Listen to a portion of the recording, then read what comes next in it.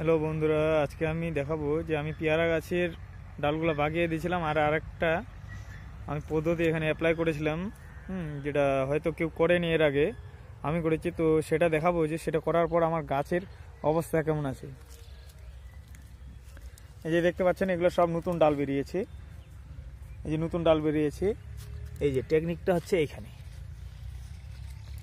এই যে এর ছালটা আমি তুলে দিয়েছিলাম, যেখানে ছাল তুলেছি তার নিচ থেকে ডাল বেরিয়েছে সব জায়গায়। যে এখানে ছাল তুলেছি এখান থেকে ডাল বেরিয়েছে, এখান থেকে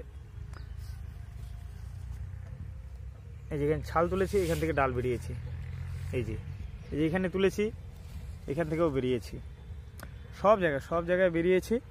এবং কিছু কিছু ডালে মোটামুটি ফুলও এসছে ভালো। এই যে প্রায় কিছু কিছু ডালে ভালোই ফুল এসছে।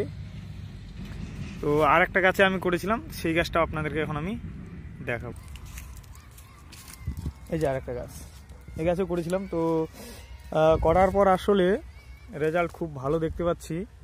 এই যে গাছের গ্রোথ দেখতে পাচ্ছেন কি সুন্দর হয়েছে, কিন্তু বেশ কিছু নতুন ডালে ফুলও এসছে, প্রায় ডালগুলোতেই ফুল এসছে।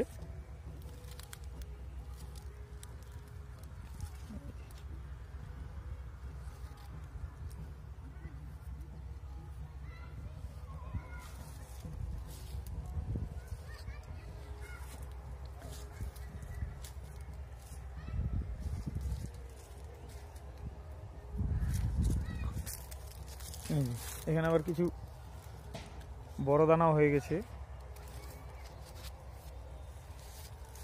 তো গাছের বর্তমানে এরকম অবস্থায় আছে আমার, খুব সুন্দর গ্রোথ নিয়েছে গাছগুলো।